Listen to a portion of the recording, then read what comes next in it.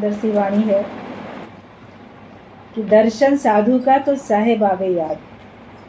बस अब तो नित्य ही ये प्रेमियों के मेले लगते रहेंगे, या तुम यहाँ या हम वहाँ, बस मतलब तो मिलने से है, चाहे किसी रूप में भी मिले। अब ये जो बात बोल दी ना गुरु जी ने, चाहे किसी रूप में भी मिले। हम लोग एक ही रूप में मिलने की सोचते हैं, लेकिन गुरु बोलते बोलते भी हमको विशालता में ले आते हैं कि चाहे किसी रूप में भी मिले।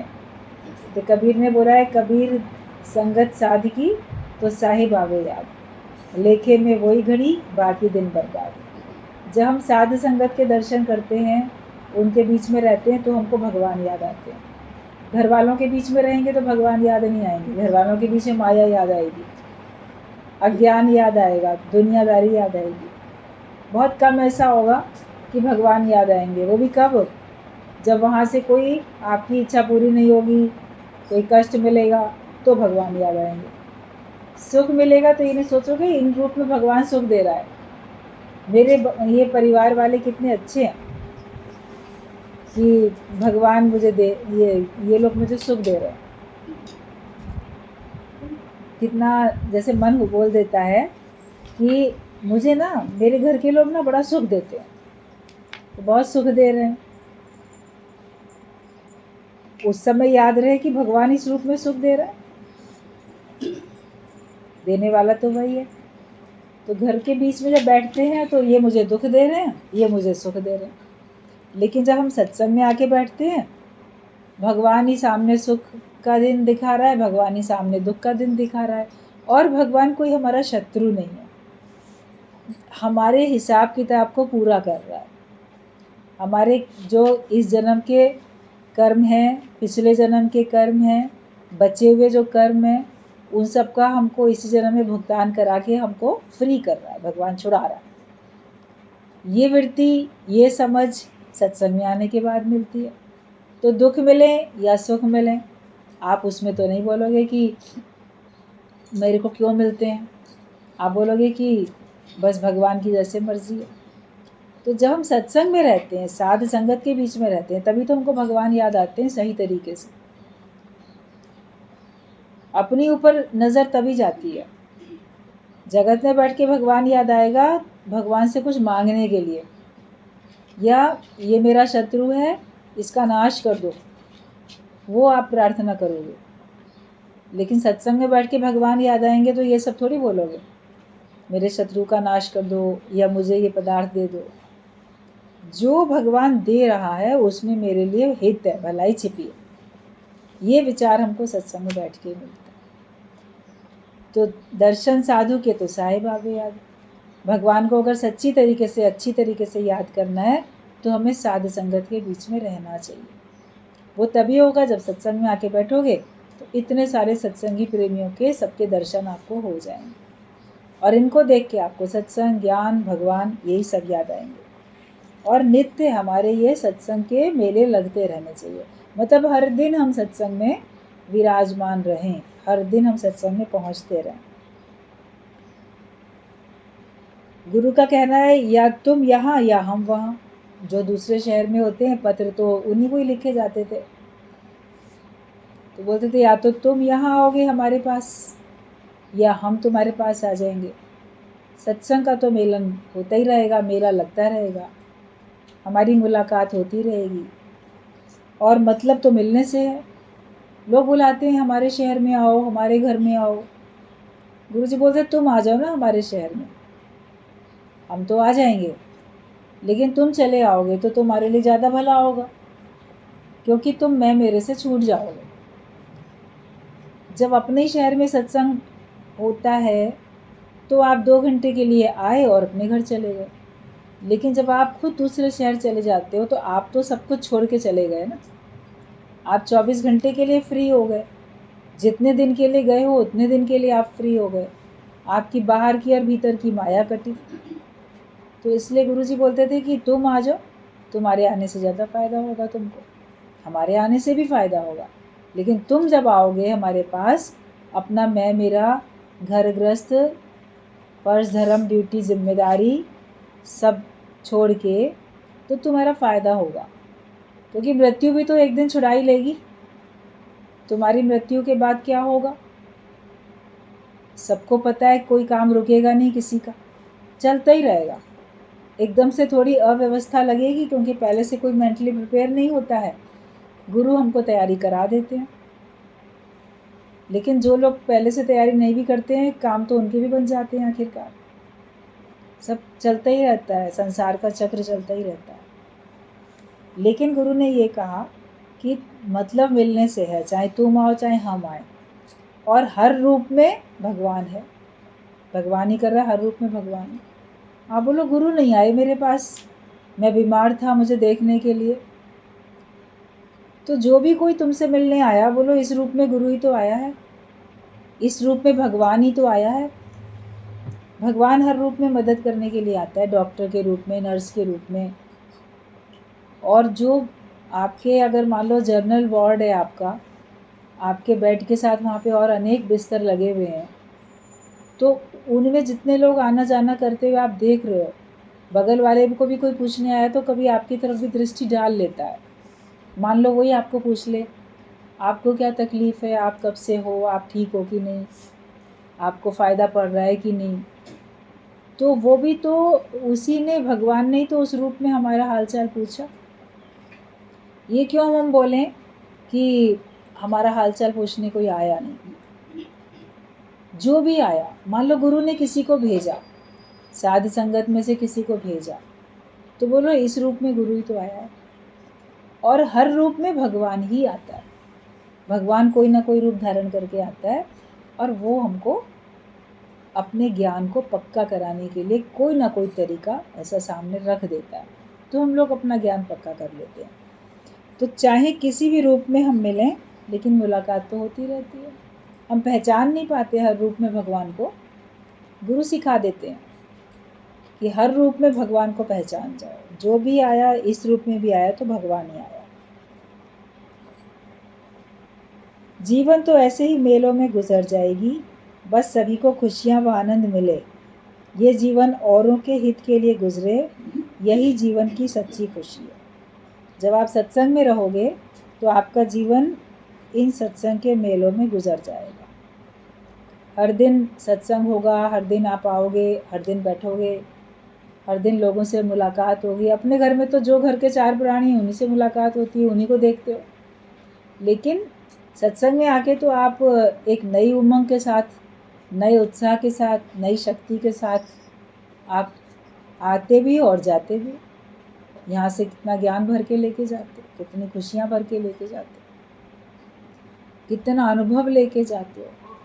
तो कैसे हमारे अंदर में सत्संग में आने से हमको कितने कितने फ़ायदे पड़ते हैं। तो गुरु का तो ये कहना होता है कि तुम्हारा आते रहोगे तो तुम्हारा जीवन ऐसे ही ज्ञान के मेले में गुजर जाएगा, और सभी को खुशियाँ और आनंद मिलें। अपने मन में यही भावना रखो कि सभी को ही खुशियाँ और आनंद मिले, हर एक को। सब जो जहाँ है, जैसे है, जो आपसे मिलता है, उसको सच्ची खुशी मिले। कभी भगवान आपसे झूठी खुशी छीन लेता है और आपको सच्ची खुशी देने के लिए झूठी छीनता है। माया की खुशी छीनी, माया का सुख छीना, तो वो आपको सच्चा सुख देने के लिए आपको ऐसे करता है। आर्टिफिशियल आपसे गहना लेके भगवान आपको असली गहने दे रहा है, झूठे सुख लेके आपको सच्चे सुख दे रहा है। तो हर बात में भलाई तो ढूंढो, भलाई ही है हर हाल में, बस हमको उसको देखना नहीं आता, हमको ढूंढना नहीं आता। और जीवन औरों के हित के लिए गुजर जाए, यही जीवन की सच्ची खुशी है। हम तो सोचते हैं माया मिलेगी तो सच्ची खुशी है, लेकिन हमारा जीवन औरों के हित में गुजर जाए, यही वास्तव में सच्ची खुशी होती है। आप किसी की ज़रा सी भी मदद करो बिना स्वार्थ रखे, तो आपको सच्ची खुशी मिलेगी। स्वार्थ रखोगे तो नहीं, बदले में कुछ चाहोगे तो नहीं, लेकिन आप सच्ची खुशी तभी पाओगे जब आप किसी की भी मदद करोगे, जब बदले में आप कुछ नहीं चाहोगे, तब आपको सच्ची खुशी मिलेगी। माया तो मनुष्य के पास कितनी भी है तो भी उसमें तृप्ति तो है नहीं। तृप्ति तो है इस सच्चे ज्ञान से, हर समय अपनी आत्म जागृति में मन रहे। माया कितनी भी मिल जाएगी, उसमें तृप्ति नहीं आएगी। आपको पूरे लोक का राज्य मिल जाए तो भी आप तीनों लोकों का राज्य चाहोगे। पाताल लोक का भी मिल जाए, पृथ्वी लोक का भी मिल जाए, और स्वर्ग लोक भी, आकाश का भी मिल जाए, सब मिल जाए। जितने लोक भगवान ने बना रखे हैं सबका मुझे, ये लोक का, परलोक का, सबका मुझे मिल जाए खजाना। मिल भी जाएगा तो उसमें क्या तृप्ति है? इंसान एक समय में एक ही जोड़ी कपड़ा तो पहनेगा। अब अभी एक के ऊपर एक 4 जोड़ी कपड़े पहन के तो नहीं चल सकते। एक समय में आपकी जितनी डाइट है आप उतनी तो खाना खाओगे। आप 4-6 दिन का इकट्ठा तो नहीं खा सकते खाना। एक टाइम के लिए जितना आपको अंदर जाएगा ज़रूरत का, उतना ही आप ले पाओगे। एक्स्ट्रा खाने लगोगे लोभ लालच करके तो आपको बदहज़मी होने लगेगी, हज़म नहीं होएगा वो खाना, और आपको नुकसान भी करेगा, तबीयत भी खराब होगी। लेकिन मन का ऐसा लोभ लालच है कि उसको कितना मिलता रहता है, उसको तृप्ति नहीं आती है। पेट तो भर जाता है, एक्स्ट्रा रोटी नहीं खा सकते, लेकिन मन नहीं भरता। एक्स्ट्रा और धन चाहिए, और धन चाहिए होता रहता है। क्यों चाहते हैं? कि अंत में धन हमारे काम आएगा। लेकिन जैसे गुरुजी ने भी बताया, और एक नहीं अनेक एग्जाम्पल हैं, आप लोगों ने भी अपनी लाइफ में, घर में, परिवार में कहीं ना कहीं देखे होंगे।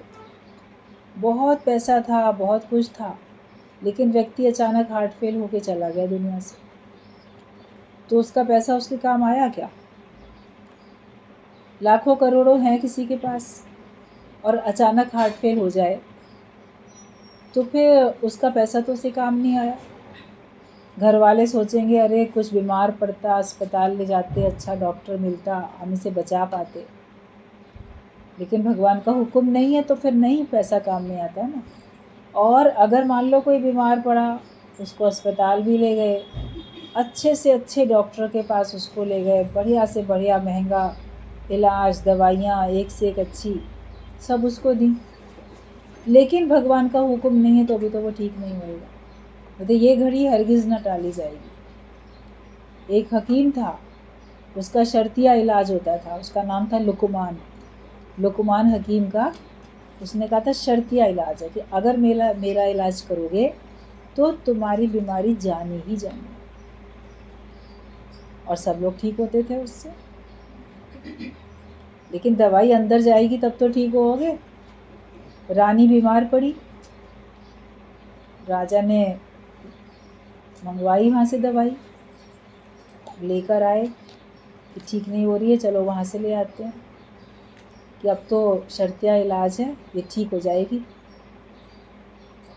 दौड़े दौड़े सब गए, लेकर आए। जैसे उसको दी, उसने पुड़िया थी, उसमें उसके हकीम ने दवाई बना के पीस के पाउडर दिया था कि इसको पानी के साथ इसको निगल जाओ, खा लो, पंखी लगा लो।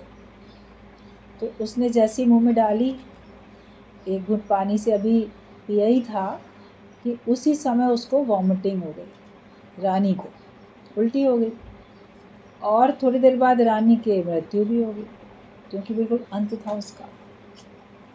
राजा को बहुत दुख हुआ, गुस्सा भी आया। देखो दवाई इसको खिलाई भी तो भी ये दुनिया से चली गई। पूछा हकीम से, आप तो कहते हो शर्तिया इलाज है, हमारी रानी क्यों नहीं बची? उसने कहा रानी ने दवाई खाई तो, लेकिन उसके पेट में रही कितनी देर? अभी गले से जरा सा नीचे उतरी थी कि तुरंत इसकी बाहर निकल गई वो दवाई। तो फिर मेरी दवाई असर कैसे करे? तो अगर भगवान का हुक्म नहीं है तो वो दवाई अंदर ही नहीं जाएगी, तो फिर उसका कैसे इलाज हो? तो कोई नहीं है। क्योंकि दवाई अंदर जाती तो फ़ायदा करती। राजा को ये बात समझ में आ गई कि चलो ठीक है। कई साल के बाद आखिरकार जो कितना भी योग्य हकीम हो, वैद्य हो, डॉक्टर हो, उसको भी तो भगवान ने वहाँ से गिनती की दे रखी है। शर्तिया इलाज दूसरे का करने वाला वो भी तो दुनिया से जाएगा। तो कई साल के बाद में जब लुकमान हकीम का अंत समय आया तब उसकी तबीयत खराब हो गई। वो पानी भी पिए तो ना पचे, खाना भी खाए तो ना पचे, जैसे सब उसको लूज मोशन हो जा रहे थे। तो लोगों ने कहा कि आपका तो शर्तिया इलाज है, आप अपनी दवाई क्यों नहीं खा रहे हैं? तो वॉमिटिंग में तो चलो तुरंत निकल जाती है, खा तो लो ना, पेट में तो अंदर जाएगी ना। तो उन्होंने कहा देखो मेरी पुड़िया में इतना असर है, ये जो घर के बाहर नाली बह रही है ना, इस बहते हुए नाली के पानी में भी अगर तुम मेरी ये पुड़िया डाल दो, पहले घर ऐसे बने होते थे, नालियाँ छोटी छोटी बनी होती थी, फिर वो बड़ी नाली में जाके मिलती थी घर के बाहर में। मतलब ये नाली में डालोगे तो नाली का पानी भी रुक जा रहा है, लेकिन मेरे पेट का पानी नहीं रुक रहा, क्योंकि अब भगवान की तरफ से बुलावा आ गया। जब भगवान की ओर से ही बुलावा आ जाएगा तो उसको कौन रोक सकता है? जिसको भगवान पुकार लें, भगवान जिसको अपने पास बुला लें, तो उसको तो कोई भी रोक ही नहीं सकता। मतलब इसलिए अब हुक्म भगवान का आ गया, इसलिए अब ये मेरी दवाई असर नहीं कर रही। तो दो चीज़ें होती हैं, या तो दवाई तुम्हारे अंदर कुछ समय रहे तब उसका असर होगा, या भगवान की ओर से ही हुक्म ऐसा आ गया है, वो दवाई अंदर है भी तो भी आपको फ़ायदा नहीं कर रही है। हुक्म अंदर हर कोई, बाहर हुक्म ना कोई। ज्ञान भी आप अपने अंदर व्यवहार में उतारो, धारण करो, तो आपको फ़ायदा पड़ता है। लेकिन कभी होता है कि जिसको प्रभु दारुण दुख देहीं उसकी मति पहले हर लें, ये कहा जाता है कि कभी कोई ज्ञान को अपने अंदर लेके ही नहीं जाना चाहता, वो ज्ञानवान बनना ही नहीं चाहता।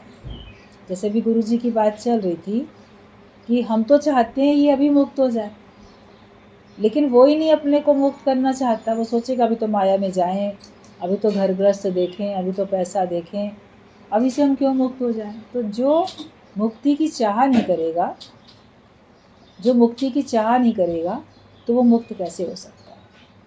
तो इसके लिए हमको खुद भी चाह होनी चाहिए और भगवान का हुक्म भी होता है, तब आप मुक्त हो जाते हो।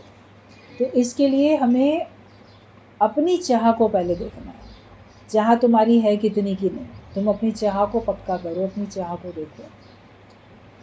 अगर तुम्हारी चाह सच्ची है तो तुमको राह मिलेगी, और अगर तुम्हारी चाह सच्ची नहीं है तो तुमको राह मिलने वाली नहीं।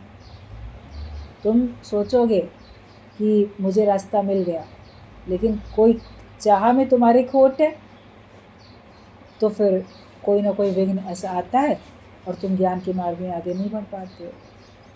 तो लुकमान हकीम का शर्तिया इलाज था, गुरु का भी शर्तिया इलाज है तुम्हारे अंदर के अज्ञान को दूर करने के लिए, लेकिन उसमें तुम्हारा पुरुषार्थ ज़रूर आगे आता है, तुम्हारी चाह ज़रूर आगे आती है।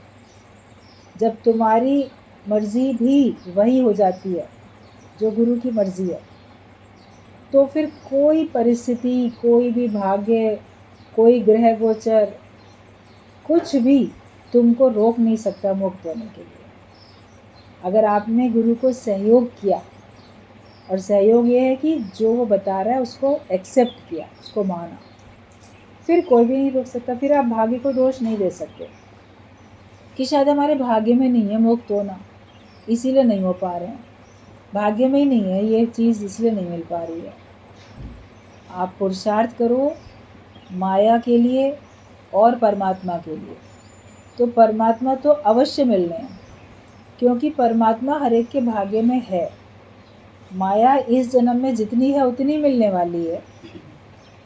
पुरुषार्थ से थोड़ा आपको लगेगा कि हाँ मुझे मिल गई, पुरुषार्थ तो उसके लिए भी करना पड़ेगा, लेकिन मिले ना मिले, कितनी मिले, उसको आप पहले से फिक्स नहीं कर सकते, मगर भगवान अवश्य मिलेंगे, ये पक्की बात है, ये गारंटेड बात है। तो जो चीज़ मेहनत करने से मुझे अवश्य मिलेगी, गुरु हमको उस तरफ, उस डायरेक्शन में मेहनत करनी वो हमको सिखा देता है।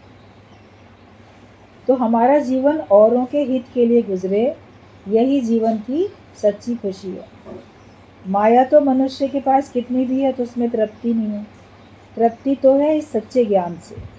हर समय अपनी आत्म जागृति में रहो। बाहर तो कोई मज़ा है भी नहीं, सब कुछ घर में, बाहर नहीं, बाहर टोले सो भरम भुलाऊं। तुम्हारे अपने अंदर सब कुछ है, आप बाहर ढूंढने जाते हो, ना खुशियाँ बाहर मिलेंगी और ना दुख बाहर है, तुम्हारे अंदर की उपज है। अपने अंदर से तुम दुख क्रिएट करते रहते हो, दुखों की फैक्ट्री लगा रखी है तुमने, तो तुम दुख क्रिएट करोगे। सुखों की फैक्ट्री तुमने लगा के रखी है तो तुम सुख क्रिएट करोगे, वो तुम्हारे अंदर है। अपने को दुखी रखना चाहो दुखी रखते रहो सारी ज़िंदगी, अपने को सुखी रखना चाहो तो सुखी करते रहो सारी ज़िंदगी। तेरे हाथ में है, कभी नहीं बोलना भगवान के हाथ में है, दूसरों के हाथ में है। गुरु ने बता दिया पक्का सच्चा, ये ज्ञान दे दिया कि जो कुछ है वो तुम्हारे हाथ में है, तो बाहर तो कुछ है भी नहीं और सब कुछ तुम्हारे ही अंदर है। गुरु प्रसाद जिन्हीं अंतर पाया, सो अंतर बाहर सोएला। रिमझिम बरसे अमृत धारा, मन पीवे सुन शब्द विचारा। अंदर ही सारा आनंद है, बस केवल कोई एकाग्रचित होकर इस आनंद को लूटे। है तुम्हारे अंदर ही सारा आनंद, बस केवल कोई एकाग्रचित होके इस आनंद को लूट ले। खोज कर ले, अंतर की खोज, हमारे अंदर खोज होनी चाहिए, अंदर की खोज कर ले और फिर आप देखोगे कि आपको सब कुछ मिलता चला जाएगा। गुरु हमें रोज ये आत्मधन देकर तृप्त करता है, और तो सब धन फुट जाएंगे, मतलब बाकी सारे धन जो हैं वो नष्ट हो जाएंगे, खत्म हो जाएंगे, लेकिन ये जो ज्ञान का धन है ये कभी भी नष्ट होने वाला नहीं है।